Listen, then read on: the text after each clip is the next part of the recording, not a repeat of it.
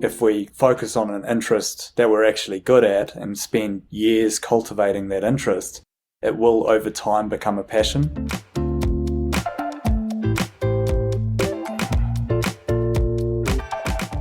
Welcome to the Veterinary Financial Podcast, where we discuss financial freedom and whole life success. I'm Meredith Jones, a veterinarian in Virginia. And I'm Willie Bidot, a lab animal specialist in California. We're excited to announce the dates of the 2023 Virtual Veterinary Financial Summit coming up on September 30th and October 1st. Go to vetfinancialsummit.com to learn more. Our guest today is Steve Oehley.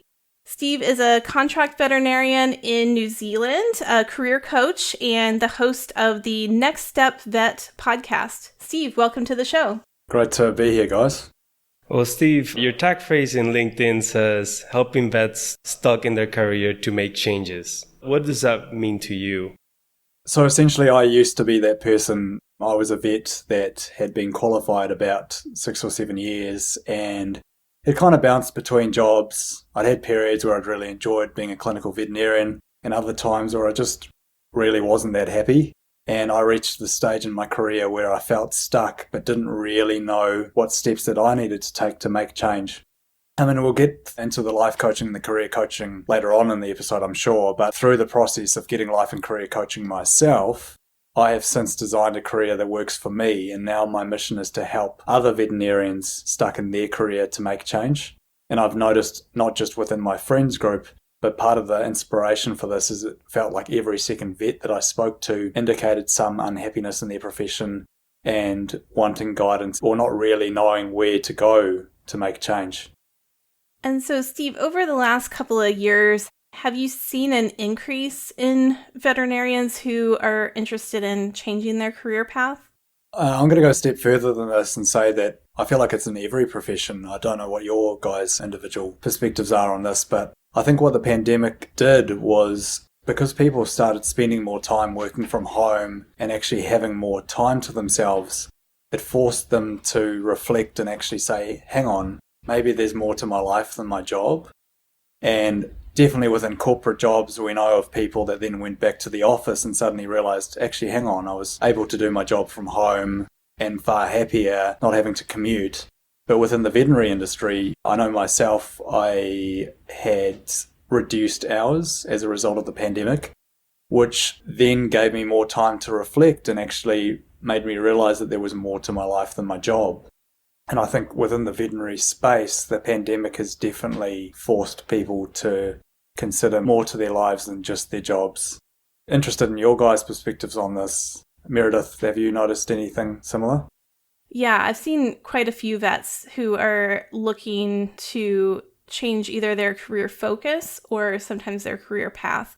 Running the Debt Free Vets Facebook group, we see a lot of discussions about that, and I've seen quite a few vets who either their job changed during COVID just because of the increased demand and sometimes because of staffing shortages, things like that. I've seen more people leave their jobs and looking for something new. I'm also seeing an increase in the number of relief vets out there and people who are kind of shopping around and kind of doing the try before you buy, as Cindy Trice with Relief Rover likes to say. I've seen more folks like that. I also have had several colleagues who I've known for quite a few years who have changed from clinical role to an industry role or some sort of non-clinical or leadership role. So I am seeing quite a bit of it. What about you, Willie? Yeah, so, we see it a lot in the Debt Free Vets group. There's probably a question every single day about different job offers and what to look for, and there's a good paying rate for the location. I'll go back to what Steve said. It just seems like people had time to reflect on what's important to them and have decided, okay, maybe an 8-to-5 job is not the deal, or, maybe I don't want to work 5 days a week and just decrease that. And usually we talk about in this podcast about financial matters, but hopefully people have the time to reflect, is it important that I bring X amount of money to the table? Or can I just work 3 days, be happy with what I'm doing and continue with that? And again, with the pandemic, a lot of hybrid roles. You talk about relief veterinarians, there's definitely a lot of options out there nowadays. Yeah, and to extend on your comment, Willie, about, I appreciate you guys are a financial podcast for veterinarians, but it is a really important question to ask is if someone is earning really good money, but they've got no time to enjoy themselves, they're really stressed, they don't have time to exercise, they've got no work-life balance, maybe even their relationships are falling apart as a result of a well-paying job that's bringing them nothing else but money. We've got to acknowledge that there is more to a job than just being paid well.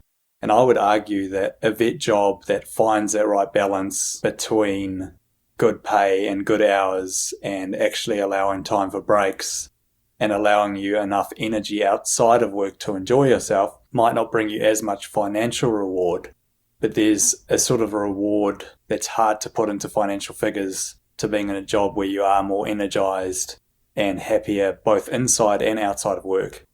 Yeah, definitely agree with that wholeheartedly. At the end of the day, it's, okay, what are you working for? A lot of us are working so that we can live the life that we want to live. And if we're working to a point where we're just going to get burnt out, then what's the point? Yeah, that's right. So for vets who are interested in making a career shift, what are the most common concerns they have? So it's funny that we're talking on a financial podcast, but I can tell you with 100% certainty that the biggest question mark for people is, I kind of want to change, but I'm in this financially comfortable job. And it's really interesting, having actually researched this and talked to hundreds of vets in this space, is vets will both say that they don't get paid well enough for what they do. But when they do consider making change, they're kind of scared of losing that financial security. So financial security is definitely number one. But a lot of that comes down to number two, which is a lack of career awareness. So the fears are both financial uncertainty, but also a fear of change because they don't know what other options are out there. But once they know the other career options that are out there for them, they'll actually come to realize that there are a lot of other jobs with their skill set that they could use that not only brings them more joy and fulfillment, but then financially they're getting paid as well, if not better, than they're currently getting paid now. Then number three, in terms of the fears, is there aren't options near where I live. So geography is a big one. And some other fears that come up too is a lack of confidence. And the final fear that I can think of off the top of my head is the fear of losing your identity. So a lot of vets have committed a lot of time. Potentially they've wanted to be a vet since they were a kid. They've done at least 5 years of vet school, if not longer if you're in the States. And then you've committed a number of years to this profession. Your whole identity is around being a veterinarian. And so to then say, actually, hang on, maybe I don't want to do this, there's a fear around losing your identity as a vet. And I actually cover this in one of my podcasts where we talk about losing identity. But to summarize it as quickly as possible, I would say that you're always going to be a vet. Even if you decide that actually I'm better suited to being a banker, or I'm better suited to being a conservationist, or better suited to being a teacher, no one can take those letters behind your name. You're always going to be a vet, and you'll always be able to bring that skill set into other professions. So you used a term that I'm not familiar with just now. You were talking about career awareness. And so can you unpack that for us a little bit more? Is that mostly just being aware of all of the different things that you can do with a DVM, or does it go beyond that? That's a really good question, Meredith. So there are two sides to this. There's the actual awareness of particular jobs in the marketplace. So there's gaining awareness from the sense of, I can't just be a vet or a teacher or a lawyer or a doctor or maybe a vet industry role. Vets often have a very limited sphere in terms of what they can see themselves doing outside of being a clinical vet.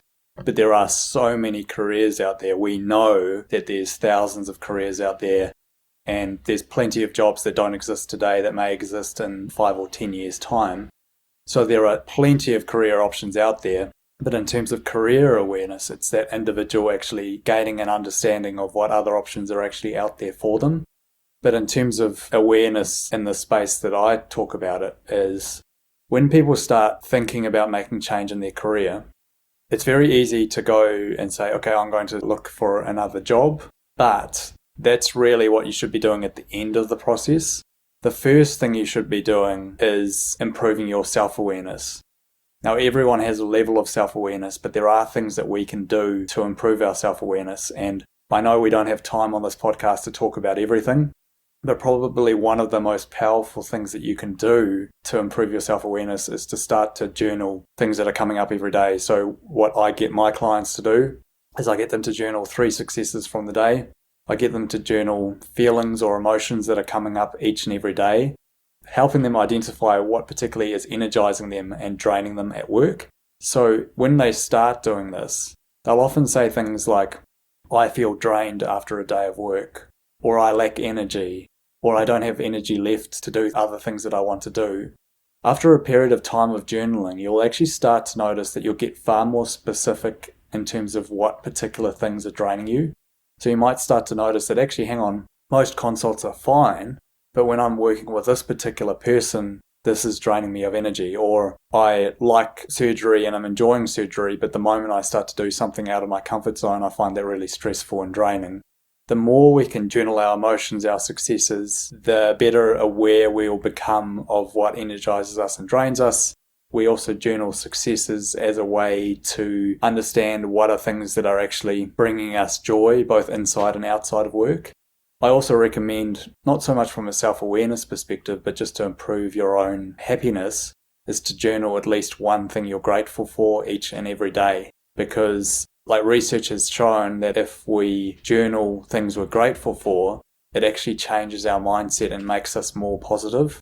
These are all things that are really important in that early foundational phase of understanding and designing a career that works for you. Before we even start identifying your career strengths, your interests, your purpose, you need to get a better understanding of what motivates you and what drives you individually. It's great that you brought that up. I was listening to your podcast and the last 2 episodes have been about journaling and how it matters. I started journaling myself. I haven't been consistent because I've been traveling a bit, but what would you recommend as far as should you do it in the morning or at night? Is there a time that's usually better for journaling? There's no particular time, although I would say that what we know from developing habits is the easier it is to do something, the more likely it is you'll continue to do it. So what I do is I journal every night before I go to bed. And the way that I know that I'll do it is that my journal is kept in the drawer by my bed, where also I keep a book that I read before bed. So that way, every night when I go to bed, inevitably I'll go and read for 5 or 10 minutes before bed. And so there is my journal. It's really easy for me to do it. I can just grab it out and it takes me a couple of minutes to journal those things that we just talked about.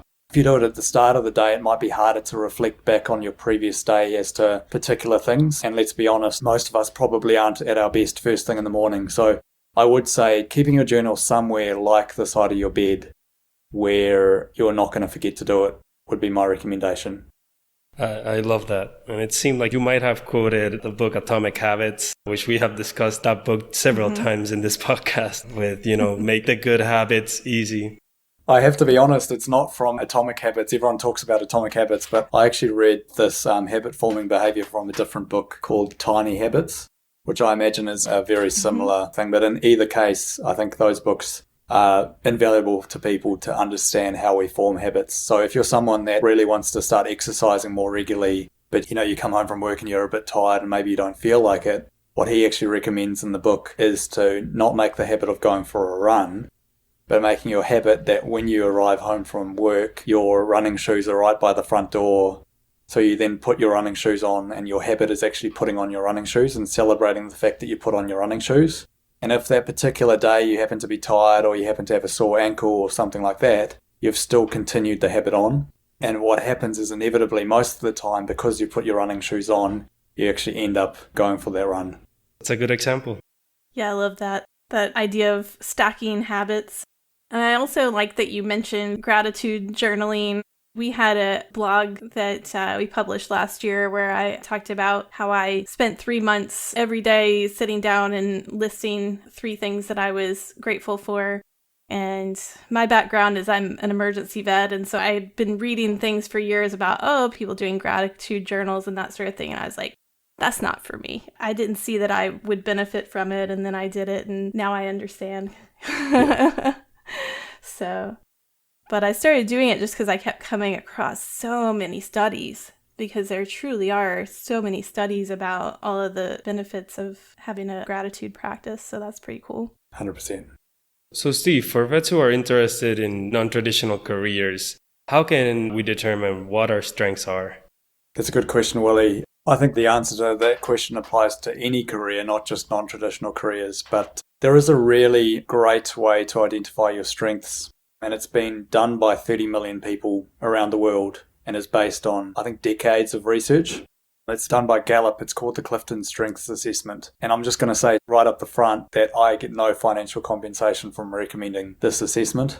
It is the reason that I harp on about it is it was such a huge part to me identifying my own career strengths and making changes in my own life. So what they do is they ask about 180 questions, and based on your answers, your strengths get listed from number 1 to 34. Now, these are strengths that are applicable to almost any career and aren't specific to the veterinary industry. So, for example, my top 5 strengths are futuristic, strategic thinking, communication, ideation, and resourcefulness. These are all kind of like bigger picture things. And when I got the results, it didn't really come out as a surprise to me that communication was a strength of mine. It didn't come as a surprise to me that strategic thinking and resourcefulness were a strength of mine. But one that really changed my perspective on myself was not only that futuristic was a strength of mine, it was my number 1 strength. And actually I thought, hang on, now that I think about it, I've always been that person that can picture future things in the future. So futuristic is really the ability to see future possibilities, which is one of the reasons why I've ended up in the career space, is that I look at someone and I see their strengths and their interests and their values, and I can see future possibilities for them. But until doing this strengths assessment, I had no real appreciation of what an important strength of that was to me. And so therefore I wasn't able to make the best career decisions for myself. What I've noticed with clients that I work with is all of them, when they get their results, none of them are overwhelmed and surprised as to like, I never knew any of this about me. But there is always at least 1 or 2 gems in there that make them think, actually, hang on, I've never looked at myself like this before. Actually, this really is a strength of mine. Now, with this information, we take this information and we start to look at what career possibilities might be suited to that individual. So now that they know their strengths, we start to look at their combination of strengths and what are the kind of common themes that are coming out. So in my particular scenario, I remember doing this exercise, and marketing, sales, journalism, coaching were some of the consistent themes in terms of potential roles for me. Since then, I've done a marketing and sales role for a drug company. I have gone into the entrepreneurial space and doing career coaching for people. And so I've actually actively used the results of that strengths assessment to then design a career that better works for me. And with the clients that I'm working with at the moment, they too are taking these strengths and saying, how best can I use these in the workplace? And what are roles, either within the veterinary profession or outside of the veterinary profession, that might be better suited to my strengths? So, Steve, I saw a quote where you said that passion is the result of a good career, not the start of it.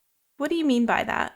I'm really glad that you asked this particular question, Meredith, because we grow up in a culture that makes us believe that people are born passionate about things. And so when the majority of us go out into the working world and maybe don't feel particularly passionate, we feel like we're a failure. What the experts are actually saying is that we shouldn't be chasing passion at all. We should be chasing things that we're interested in, spending time developing those interests in areas that match our strengths. If we focus on an interest that we're actually good at and spend years cultivating that interest, it will over time become a passion. So, for example, when I started getting into the career space, I've always had a bit of an interest in self-development. And so when I realized that there was this niche for veterinarians needing career advice, I wouldn't say on day one I was super passionate about it. But for the last 3 years, I've really been doing a deep dive into what makes a meaningful career. And the more time that I spend talking about these things, the more passionate I become as a result of it. So for people that are currently in their job or their profession thinking, I'm not really passionate about what I do, what I would say to them is, What are the things that really interest you? And how can you better incorporate these into your current job or into a future job? And start really chasing those interests and spending time nurturing those interests as opposed to magically finding a passion overnight. By nurturing those interests that will eventually over time become a passion, you're not going to find a passion by like trying something once and magically becoming this thing that you're passionate about. It's so easy to see people on TV that are really passionate about a particular topic. We're seeing them potentially 10 or 20 years down the line in their journey. I mean, as an example, I think of Ed Sheeran, who was on the news last night. I imagine when he first picked up a guitar, he wasn't instantly super passionate about music. It was probably through years of playing instruments and spending time creating music that over time he became more and more passionate to the point that it's now his profession. So again, to reiterate what I said before, chase interests, not passion. It's powerful. And, building up to looking for a new career, how do you prepare yourself or build yourself as far as, these are my strengths. I'm going to look for a new career. What should I do first? Like go to my LinkedIn and put my strengths in LinkedIn, or go see my resume and make sure that's up to date? How do I express those strengths? It's a challenging question to answer without sounding like I'm pushing people towards career coaching, but I would say that I would recommend that you get some guidance from somebody. It could be through an informal mentorship, but if you're really wanting the best results, you really want someone who's going to be invested in seeing you succeed and making change in your career. Because if you reach out to a mentor, which is not a bad thing to do, they might help you and point you in the right direction. If you get someone who's actually a career coach, it's actually their job to help you in this journey, and it's not really an overnight quick fix. So the reason that I'm probably not answering the question that you've specifically asked is there is no simple step from going from identifying your strengths to magically being in the perfect career. I guess a way of answering your question would be, what would be the next step you would take now that you know your strengths? Probably the next step that I would recommend people would take would be, for each of your top 5 strengths, list at least 5 potential professions or job descriptions that would be suitable for that strength, and then repeat that exercise for your top 5. So now you've got a list of all these different jobs and job descriptions and potential careers. I would then highlight some consistent themes that are coming through in your strengths. And the best way you can do this is to go online and get the Gallup Strengths Finder 2.0, which is something, it's a PDF you can get online for free, so you don't even have to pay anything for it. After you've done the assessment, it actually lists for each of the strengths, it actually gives you ideas within the book as to areas you could pursue. So to go back to my example, when I looked in the Strengths Finder 2.0 book for communication, it came up with examples of teaching and journalism and broadcasting and a few other ideas, which on their own weren't very useful. But then when I combined them with all my other strengths, I started to see some common patterns that helped me identify areas that I could consider pursuing. So I think to answer your question, I think the next step would be to just find some common themes within all your strengths. Thank you for that answer. And, with that, you stating that we should look for a career coach, what's the best way for our colleagues to get in touch with you? Yeah, the best way to reach me at the moment is via email. We're currently redeveloping our website to be more purpose-built for online coaching. But at the moment, if you reach out to me, it's steve@nextstep.vet. That's steve@nextstep.vet. And I'd be happy to point you in the right direction. All right. Excellent. Yeah, and we'll put that email address in the show notes, and we'll put a link to your podcast as well. Before I get to our last questions, I wanted to unpack something with you a little bit more, Steve. I've been thinking about this a lot. So you said follow your interests, and we've had conversations on this podcast with Dave Nichol and others who talk about really finding a niche within veterinary medicine and really developing yourself within that niche, and how a lot of times that can lead to a veterinarian feeling more happy in their career. But I also see conversations out there where people feel like they're inadequate because they're not fitting this mold that they think they need to fit of being this jack of all trades and saying, gosh, I thought I was going to be James Herriot when I graduated, or I thought I was going to be the small animal vet who could do every little thing and who liked every little thing and loves dentistry, but loves surgery and loves doing all of those things. And maybe they have an area like surgery where they don't really enjoy it and they feel bad about it and they feel like it needs to be fixed. What would you say to that veterinarian?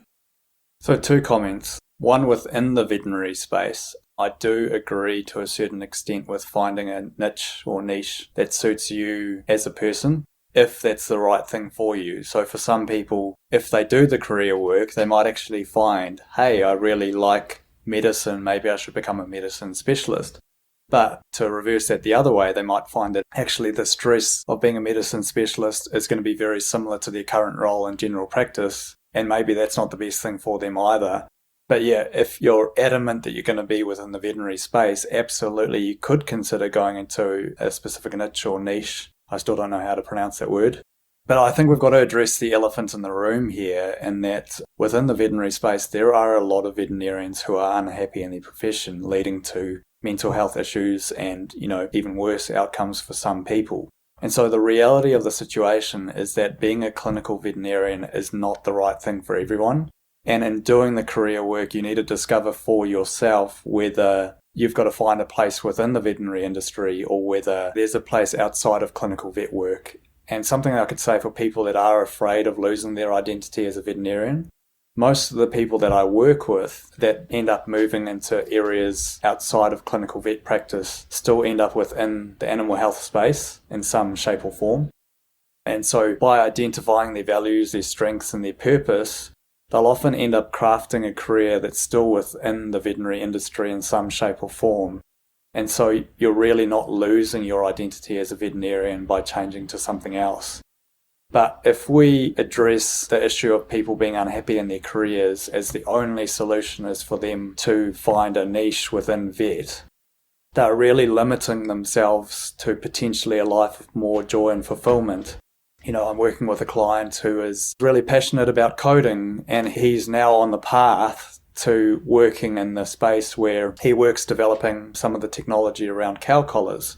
So he's still in some space working in the animal health industry, and I would actually argue someone like him is going to make more meaningful outcomes and change within the animal health space than that veterinarian working in a consulting clinic being the ambulance at the bottom of the cliff.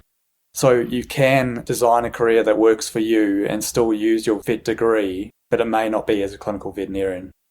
Yeah, absolutely. So you've given us a lot of things to think about there, Steve. I was just going to say, Meredith, I feel like being a financial podcast, I need to give you guys some financial advice. Sell your Tesla stock and, yeah, jokes aside, finances is not my specialty, but I would just go back to a comment made earlier in the podcast that as we consider our finances and going debt-free and managing our finances, remember that there is more to life than money, and that some of the people that have the most meaningful and happy lives have very little or no money at all.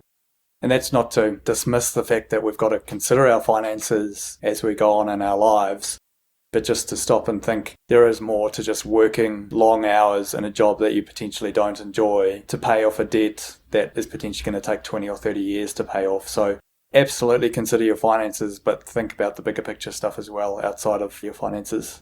All right, Steve. So now that brings us to our last question. What is your best advice for our listeners? I saw this question from you, Meredith, and I have to be honest, it's a very hard question to answer because there is no one quick fix for your career. Absolutely, I would say it would be a toss-up between taking steps to improve your self-awareness and also seeking advice from someone, whether that is getting career coaching, seeking a mentor, or even just networking in areas that interest you. I guess the long and the short of my answer is that there is no one best piece of advice. Making changes in your career is not something simple and easy. I think if listeners are looking for one silver bullet today, I would say of everything that I have done in terms of the work that I do with my clients, I would say that the Clifton Strengths Assessment is probably one of the most eye-opening things you can do for yourself. But if you just do the assessment and then do nothing else with that, it's going to be a useless piece of paper. You've really got to take that information and take action, which probably leads me to what might be the best piece of advice that I can give that's a bit more generic to our listeners is take action in your career. So action precedes motivation. If you're looking for inspiration in your career, you need to take action, which will give you the motivation and the inspiration. No change is going to happen in your career if you don't take action. And it might be as simple as reaching out to someone in an area that interests you, asking a mentor for advice. It might be as simple as going to your boss and saying, I'm not particularly enjoying this area of work and I'd like to spend more time doing this because it energizes me and interests me more. It might be changing your hours to allow you more time and energy outside of work. I guess the one piece of advice I could give, if we're going to have one silver bullet, would be to take action. I know I've answered this question in a very unusual way, but yeah, do the Clifton Strengths Assessment and take action is what I would say. All right, that's excellent advice. Yeah, that's great advice. And thank you so much for giving us a new perspective on career coaching, because frankly, I didn't know much about it. Thanks, Steve. No, thanks, guys. I really appreciate being on the podcast. If you like this episode, click the follow or subscribe button. Until next time, take care and continue your path to financial success.